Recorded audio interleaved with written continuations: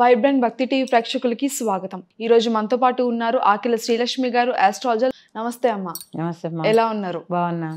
అమ్మ, సాధారణంగా బీరువాలో కొన్ని వస్తువులు పెడితే మనకి లక్ష్మి కటాక్షం ఉంటుందని అంటారు. కొన్ని వస్తువులు పెట్టొద్దు, పెడితే మంచిది కాదు అని చెప్పేసి అంటారు. అసలు బీరువాలో ఏ వస్తువులు పెట్టొచ్చు, ఏవి పెట్టకూడదు?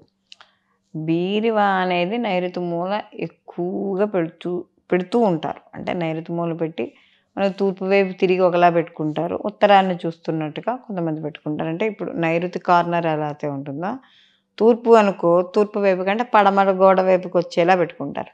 లేదు ఉత్తరానికి అంటే వాళ్ళ ఇంటి ఉండే వీలుని బట్టి. లేదా కొంతమంది ఏం చేస్తారంటే దక్షిణం గోడకు పెట్టి ఉత్తరాన్ని చూస్తున్నట్టుగా పెట్టడం అనేది కూడా ఇక్కడ మనకి సర్వసాధారణంగా మనకు అన్ని చోట్ల కనిపించేదే. అయితే బీరువా అనేది మన లక్ష్మీ స్థానంగా చెప్తాం. మన అంటే అందులో పెట్టుకునేది డబ్బు, నగలు, వెండి వస్తువులు, మొత్తం మీద విలువైన వస్తువులు పెడుతూ ఉంటాం.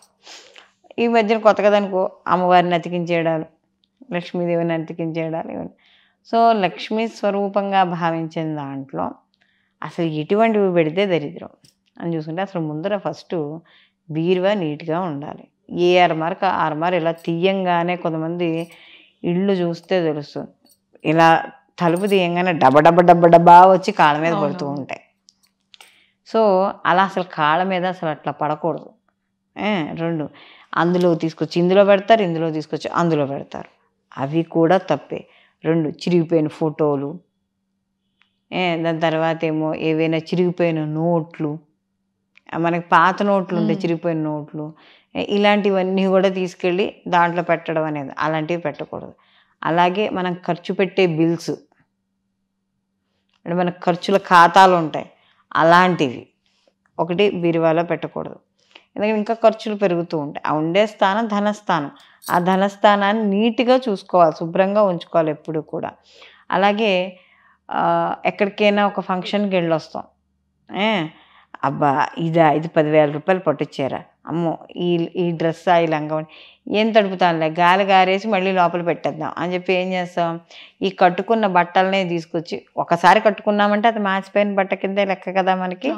దాన్ని ఏం చేస్తాం, గాలి గారేసి తీసుకొచ్చి బీరువాలోనే పెడతాం.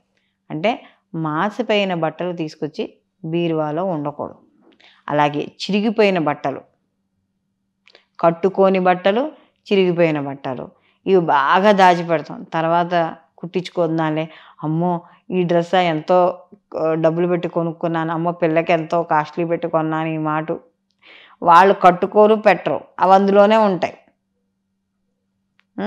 కాబట్టి ఇలాంటివి అందులో ఉండకూడదు. రెండు పగిలిపోయిన వస్తువులు కానీ, అంటే ఇప్పుడు ఏదైనా విలువైన వస్తువులు కదా, విరిగిపోయిన వస్తువులు, పగిలిపోయిన వస్తువులు, ఇప్పుడు బంగారము వెండి ఓకే, మిగతా కూడా కొన్ని కొంతమంది పెద్ద పెద్ద బీరువాలు అయితే కొంతమంది చూడండి ఈ గిఫ్ట్లు ఇచ్చినవి కొంచెం మంచిగా ఉన్నవి కూడా తీసుకెళ్ళి బీరువాలో దాచిపెట్టుకోండి. అవి ఈ కాళ్ళకు తుడుచుకునే పట్టాలు కొత్తవి, ఇలాంటివి కూడా కొంతమంది అయితే ఇలాంటివి కూడా కొన్ని లోపల పెడతారు. అంటే కర్టన్స్ అవి లోపల పెట్టుకోవచ్చు, ఇబ్బంది ఏమీ లేదు.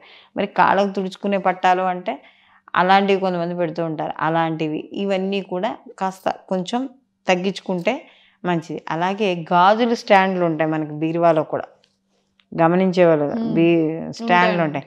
అవి ఏం చేస్తాం, ఒక్కోసారి అవి పగిలిపోతే ఏం చేస్తారంటే ఆ మధ్యలో ఎక్కడో పడిపోతూ ఉంటాయి, పగిలిపోయిన గాజులు తీయలేము. కాబట్టి అలాంటివి జాగ్రత్తగా ఎప్పటికప్పుడు తీసేస్తూ ఉండాలి. అలాగే ఒక దేవుడి ఫోటో బాగా నలిగిపోయింది అనుకో, అయినా సరే లోపలే ఉంది కదా అని చెప్పి అలా ఉంచుతాం. అలాంటివి ఏమైనా ఉంటే తీసేయడం. ఇలాంటివి అంటే చిరిగిపోయిన బట్టలు కానీ, వదిలేసిన బట్టలు కానీ, పనికిరాని బట్టలు కానీ, పనికిరాని వస్తువులు కానీ, పగిలిన వస్తువులు కానీ, ఇలాంటివి ఏమీ కూడా బీరువాలో ఉంచకూడదు. అలాగే బీరువా పైన కూడా బరువు పెట్టకూడదు. కొంతమంది తెలియక బీరువా పైన చూడండి ప్లేస్ కలిసి వస్తుందని చెప్పి 4 బ్యాగులు ట్రాలీ బ్యాగ్స్ పట్టుకెళ్ళి ఉండడం, లేకపోతే చేపలు, ఇలాంటివన్నీ అక్కర్లేనివన్నీ బీరువా పైన పెడుతుంటారు.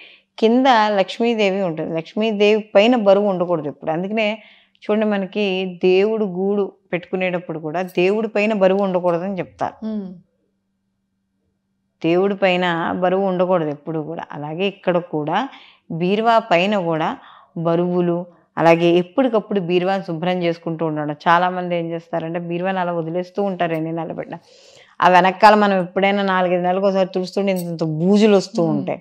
కాబట్టి బీరువా చుట్టుపక్కల కానీ పైన కానీ ఎప్పుడూ నీట్గా ఉండాలి. ఆ బీరువాకి వెంట్రుకలు చుట్టుకుంటూ ఉండడం కానీ, బూజులు ఉంటూ ఉండడం కానీ, ఇలాంటివి ఏవి కూడా ఆ బీరువాకి చుట్టూరా ఉండడం వల్ల ఏమవుతుందంటే నెగిటివ్ ఇదంతా కూడా ఏంటంటే అశుభ్రత అనేదంతా కూడా మనకి వ్యతిరేక ఫలితాలను ఇవ్వడం అనేది ఉంటుంది. కాబట్టి ఈ వ్యతిరేక ఫలితాలను తగ్గించుకోవాలనుకుంటే బీరువా విషయాల్లో మాత్రం కొన్ని నియమాలనేవి పాటిస్తూనే ఉండాలి. అలాగే ఏవి పెడితే అవి బీరువాకి అంటించేస్తూ ఉంటారు. అయస్కాంతం మన మ్యాగ్నెట్ది ఉన్నవేవో ఒకటి ఏవి పెడితే అలా కాదు.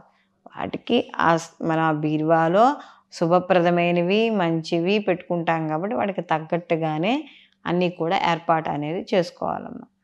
మరిన్ని వీడియోస్ గురించి చూస్తూనే ఉండండి వైబ్రెంట్ భక్తి టీవీ.